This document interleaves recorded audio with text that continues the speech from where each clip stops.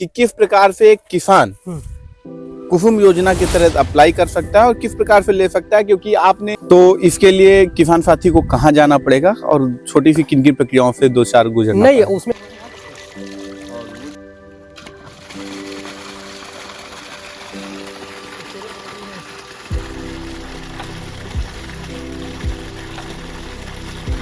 नमस्कार किसान साथियों, आज एक बार फिर हमारी एनकोस की टीम आ पहुंची है रायबरेली के बॉर्डर और उन्नाव का किनारा आए हैं और मिलते हैं किसान साथी नीरज जी से।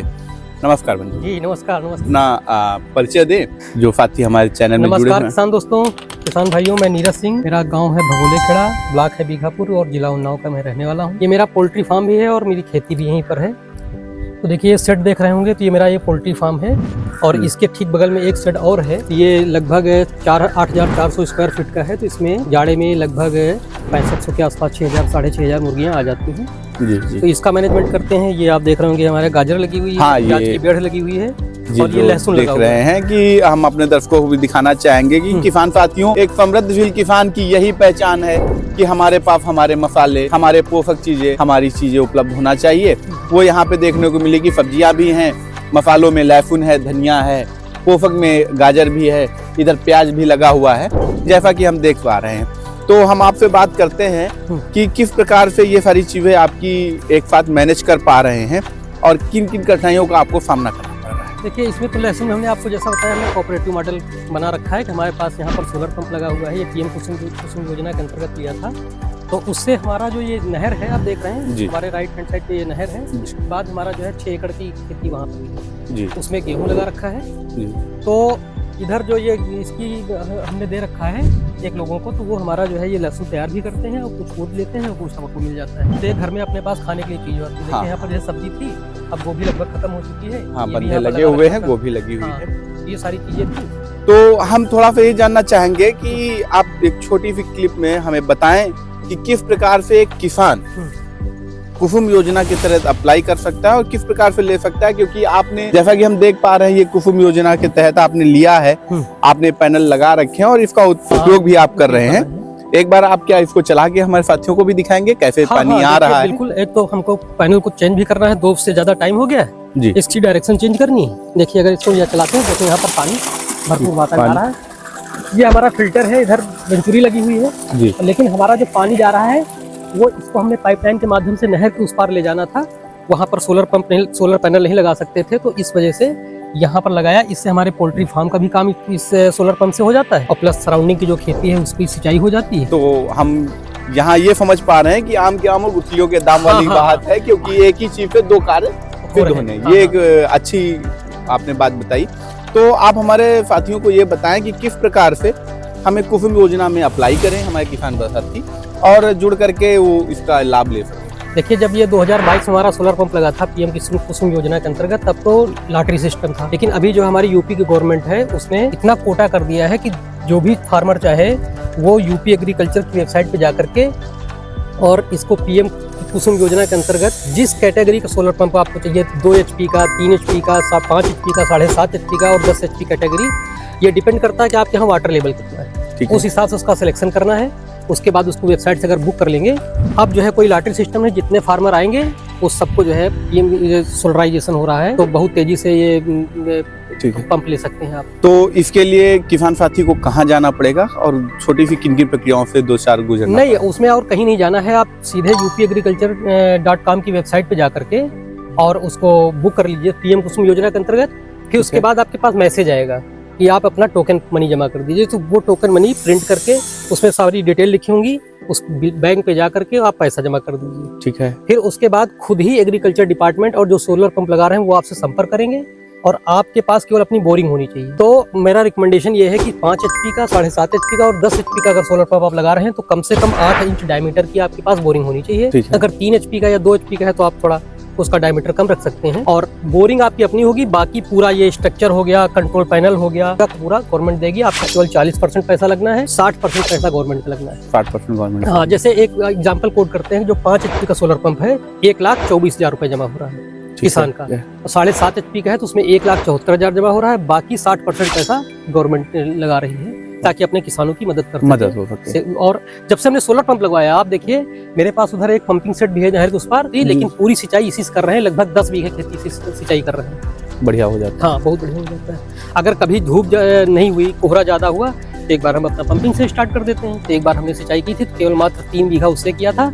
और 7 बीघा हमने सोलर पंप से किया हुआ। कि कुसुम योजना के अंतर्गत अगर आप अप्लाई करते हैं और इसका लाभ लेते हैं तो आपकी कई सारी बचतें हो जाएंगी और एक ही यंत्र से आप कई सारे काम भी कर सकते हैं। और सबसे बड़ी बात है सिंचाई में लगने वाली लागतों को आप, और दूसरे बिजली की तरफ भी नहीं देखना है कि इसमें लाइट आएगी नहीं आएगी। अगर सूरज निकला हुआ है तो आपका शाम तक सिंचाई करनी है, सिंचाई का काम होता रहेगा। अच्छा, एक चीज अपने साथियों को और बताएं कि क्या इस पंप से 1 एकड़ की सिंचाई करने में कितना समय लग सकता है? देखिए, जैसे आज की डेट में खड़े हैं जी, हालांकि कुछ सुबह बादल थे, तो इस कंडीशन में अगर एक बार खेत की सिंचाई हो चुकी है जी, तो एक दिन में वो 2 बीघे सिंचाई कर देगा। 5 HP का सोलर पंप 2 बीघे सिंचाई करेगा। मतलब लेकिन अगर जैसे गेहूं की छपाई के बाद बुआई कर दी गई, पहली बार पानी थोड़ा ज्यादा लगता है जी जी, तो एक दिन में वो 1 बीघा भरेगा। लेकिन अगर यही गर्मियों की बात कर लें तो गर्मियों में तो एक दिन में वो 2 बीघा बड़े आराम से भर देगा। ठीक है, मेरे पास मक्का उधर होता है और लगभग 7 बीघा मक्का होता है। मैं इसी से केवल पूरा उसको कंप्लीट कर लेता हूँ, जबकि मक्के में हर अल्टरनेट डेट पे पानी लगता रहता है। अब देखिए, ये दिखा रहा हूँ, ये मुंबई से पौधा आया, ये 2 बार साल में फसल देता है। ये मोरिंगा या संजन जी जी जी, जिसको ड्रमस्टिक या बोलते हैं जी जी। तो ये बिल्कुल ऑर्गेनिक तरीके से यहाँ तैयार हो जाएगा, ना कोई खाद है ना कुछ है, और हमको इधर पोल्ट्री फार्म में छाया भी मिल जाएगी। एक समृद्धशील किसान की यही पहचान कि उसके पास में अपने फल होने चाहिए, अपनी औषधियाँ होनी चाहिए। ये सारी चीजें आपने लगा रखी है। आप हमारे कैमरे में देख सकते हैं किस प्रकार से आपने अपने फार्म के चारों तरफ सहतूत लगा रखा है और ये सहतूत के फल भी लेते हैं और साथ साथ में इसका सिरका भी बनाते हैं। हाँ। तो इससे भी फायदा मिल रहा है किसानों को। और हम दिखाना चाहेंगे कि ये देखिए किस प्रकार से पोल्ट्री फार्म बना करके, और यहाँ पे और भी औषधि पौधे लगा रखे हैं। औषधि पौधों के साथ साथ में जैसे कि मौसमी है, नींबू है, और अच्छी वैरायटी के आपने अंजीर भी लगा रखे हैं जो यहाँ से नहीं, इटली से आए हुए हैं और कुछ जर्मन से आए हुए हैं। इटली की वैरायटी यहाँ ला करके लगा रखी है और आप देख सकते हैं कि कितनी अच्छी प्रकार से फलीभूत हो रही है, बड़े बड़े से फल आ रहे हैं और स्वाद भी इनका बहुत अच्छा है। तो किसान साथियों, अपने फार्म पे आप लोग भी ऐसा कुछ डिजाइन करें। आप हमारे कैमरे में देख सकते हैं कि किस प्रकार से वैरायटी है और अच्छा काम कर रही है। ये हमारे साथियों को बताया, क्या अंजीर भी लगाना किसानों के फायदेमंद चीजें हैं? हाँ बिल्कुल, एक तो बहुत पोषक फल है और साथ में हमको इससे जो है यहाँ पर कोई दूसरा पौधा लगाते, अगर नहीं लगाते तो हमको यहाँ पर एक छप्पर लगाना पड़ता। हमने क्या किया, यहाँ पर पेड़ लगा दिया है कि आम के आम और गुठलियों के दाम वाला हाल हो जाएगा। जी जी। एक तो अंजीर भी मिल जाएंगे खाने को और बहुत ही ताकतवर फल होता है, बहुत ही पौष्टिक होता है, तो हमारे स्वास्थ्य के लिए काफी लाभदायक होता है। और साथ में हमको जो है इसकी छाया भी मिल जाएगी। तो ये जो अंजीर है, ये मार्केट वैल्यू भी इसकी बहुत अच्छी है, उत्पादन भी बहुत अच्छा है और लाभ भी बहुत अच्छा है। तो किसान साथी अगर अपने खेत में मिक्स क्रॉपिंग करते हैं तो निश्चित ही उनको लाभ होगा। जैसा कि आप नीरज भैया के फार्म पे मॉडल देख सकते हैं, आप पीछे देख सकते हैं कि किस प्रकार से मौसमी लगा हुआ है, नींबू लगा हुआ है। ये भी वर्ष में फल देते हैं और अच्छा उत्पादन प्राप्त करते हैं। ये मौसमी का पेड़ है, मौसमी का है ये वाला पौधा, और वो नींबू है। तो अपने उपयोग भर के लिए मौसमी तो भी चलिए एक ही पेड़ है, 2 पेड़ हैं, इनको आगे हम बढ़ाएंगे, अपने यहाँ पर बाउंड्री लगाएंगे तो कम से कम छुट्टा जानवर है, अन्ना जानवर जिनको कहते हैं, वो हमारे फसल को नुकसान नहीं करेंगे और साथ में हमको फेंसिंग के साथ साथ कुछ ना कुछ फल का उत्पादन भी मिल जाएगा जो हमारे लिए काफी लाभदायक होगा। आइए एक बात और हम जानते हैं अपने किसान साथी से जी कि किस प्रकार से अपनी फार्म मशीनरी को अप्लाई कर सकते हैं और उसका लाभ ले सकते हैं। ये देखिए, फार्म मशीनरी भी आपके पास में है। फार्म मशीनरी में ट्रैक्टर है, रोटावेटर है, सुपर फीडर है, लेजर लेवलर है। ये सारी चीजें एक किसान, समृद्धशील किसान अपने पास लेकर के और उसको कर रहा है। क्या हमारे किसान साथियों को बताना चाहेंगे कि ये आपने किस प्रकार से अप्लाई किया, किन किन प्रक्रियाओं से गुजरना पड़ा और अन्य सामान्य किसान साथी किस प्रकार से इसमें? आप जानते हैं कि जिनके पास FPO फार्मर्स प्रोड्यूसर ऑर्गेनाइजेशन है, उत्पादक संगठन है किसानों के, वो लोग इसके लिए, हाँ, कृषक संगठन है, वो फार्म मशीनरी के लिए अप्लाई कर सकते हैं, उसके लिए एलिजिबल है। तो हमने अपना जो एक FPO बना रखा है, उसके बाद हमने इसके लिए अप्लाई किया था। देखिए अब क्या है, यंत्रीकरण का युग है, आधुनिक तरीके से अगर खेती करनी है तो आपको परंपरागत चीजें थोड़ा छोड़ के और आधुनिक तरीके से आना होगा। तो ये जो मशीन है जैसे कि लेजर लेवलर है, तो ये हमारे जमीन का लेवल, खेत का लेवल बिल्कुल बराबर कर देता है। उसमें पानी लगाने की जो समस्या होती है कि कहीं पर पानी ज्यादा लग रहा है, कहीं पर नहीं चढ़ रहा है, पानी ज्यादा टाइम लग रहा है, तो लेबर तो ऐसे भी आप जानते हैं नहीं है। तो एक तो हम इसको साल भर में एक बार चला देते हैं तो बड़े आराम से हमारा लेवल हो जाता है खेत। और जैसे कि इसके साथ सुपर सीडर मिला हुआ है, लाइन से बो रहे हैं। अब हमारा अगर आप गेहूं देखेंगे तो बहुत अच्छा गेहूं है। उसका कारण क्या है कि पहले खाद पड़ गई, खाद के ऊपर बीज पड़ गया, और वो पूरा 2 इंच की गहराई पे, एक समान गहराई पे। लाइन के बीच में कहीं पर कोई खरपतवार इसलिए नहीं उगता है क्योंकि उसको वहाँ पर कोई खाद नहीं मिल पा रही है। तो वो चीज़ें मैनेज होती हैं। इसी पर साथ साथ जो है ये लेजर लेवलर और भी बहुत सारा काम ये करता है कि कुछ फसलें ऐसी होती हैं जिनमें बहुत कम पानी की आवश्यकता होती है, लेकिन अगर आपका फील्ड जो है एक लेवल का नहीं है तो एक तरफ बहुत ज्यादा पानी हो जाएगा, एक तरफ पानी नहीं चढ़ेगा। बिल्कुल सही है। हाँ, तो उसके बाद फिर ये दिक्कतें आती है। मतलब कहने का ये है कि जो भी ये यंत्र मिल रहे हैं, अगर इनका सही तरीके से उपयोग करते हैं तो इससे आपको 100% फायदा ही फायदा होगा। तो अभी जल्द में ही कोई यंत्र और भी अप्लाई किया है आपने? हाँ, मैंने जो है एक ट्रैक्टर माउंटेड गन स्प्रेयर के लिए अप्लाई किया हुआ है और उसका मेरा टोकन भी आ गया है।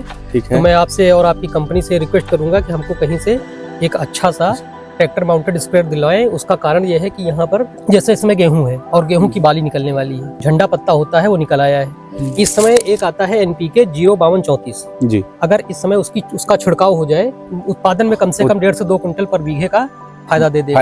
अब दिक्कत क्या आती है कि जब गेहूं की फसल बड़ी हो गई, अगर उसमें पीठ में टांग के स्प्रे करने से, कोई लेबर से अगर हम मैनुअली स्प्रे करा रहे हैं, एक वो खर्चीला भी पड़ रहा है और दूसरे जितनी जगह से निकल जाएगा वहां पर पौधे तोड़ देगा। दिक्कत वाली बात है कि जल्दी कोई उसको दवा डालना नहीं चाहता है जी। तो इस वजह से मैंने इसका ट्रैक्टर माउंटेड स्प्रेयर लिया है, जो हमारा काम बढ़िया करेगा और आसानी से करेगा और जल्दी करेगा। तो देखिए, एक समृद्धशील किसान की यही पहचान है कि अपनी फसल में किस समय और कौन सी चीजें देनी है उसकी जानकारी रखना और उसी के साथ साथ में उस पर काम करना। जैसा कि अभी किसान साथी ने बताया कि समय हो गया है आपके फील्ड पे कि गेहूं में इस समय बाली आने की अवस्था आ चुकी है और उस समय NPK देना है। NPK में क्या क्या देना है? 05232 देना है, मतलब कि नाइट्रोजन 0% होना चाहिए, फास्फोरस आपका 52% और पोटास 32%। मतलब कि इस समय नाइट्रोजन ना दे करके फास्फेट और पोटास की मात्रा दी जाए, जिससे कि उत्पादन में, बालियों में परिवर्तन आएगा, उत्पादन बढ़ करके आएगा। जी। तो ये सारी चीजें जो आप कर रहे हैं, आपके संगठन में, आपके FPO में कितने साथी जुड़े हुए हैं? लगभग हमारे पास जो है इसमें हमारे संगठन से लगभग 270 किसान जुड़े हुए हैं जी। और जैसे हमारा ये फार्म मशीनरी है, तो जो चाहता है कि हम आधुनिक खेती करें तो उनके खेतों में हम उसको चलवाते हैं किराए पे, ठीक ठाक मार्जिनल मनी लेकर के, बहुत ज्यादा जो है उनको बर्डन भी न पड़े और उनका उत्पादन बढ़े। तो हमारी देखा देखी बहुत सारे किसानों ने इसको धीरे धीरे करना शुरू किया है और इस सुपर सीडर को देखने के बाद बहुत सारे सुपर सीडर अगल बगल और आगे। कहने का मतलब है कि जब एक किसान की उत्पादन को, एक किसान की समृद्धि को लोग देखते हैं तो वही प्रक्रिया अपना करके दूसरे लोग जाना चाहते हैं। नहीं, बिल्कुल आप आइडियल है अपने क्षेत्र के लिए और जिस तरह से एक आदर्श फार्मर बन करके काम करना चाहिए, उस प्रकार से किसान साथी नीरज भैया ने काम किया है, अपने किसानों को जागरूक करने का काम किया है और उनके कदम को बढ़ा करके आगे बढ़े हैं ताकि उनकी समस्याओं को भी जिले तक ले जाते हैं और उनकी हर एक चीज की उपलब्धता को सुनिश्चित कराने का काम भी आप करते हैं। साथ ही साथ में जुड़े हुए जो भी किसान साथी हैं, जो भी नीरज भैया को देख रहे हैं, वो आपसे मिल करके और अधिक जानकारी ले सकते हैं। अगर कोई साथी यहाँ भी आकर के देखना चाहते हैं तो उसका स्वागत है, विजिट कर सकते हैं। धन्यवाद साथी।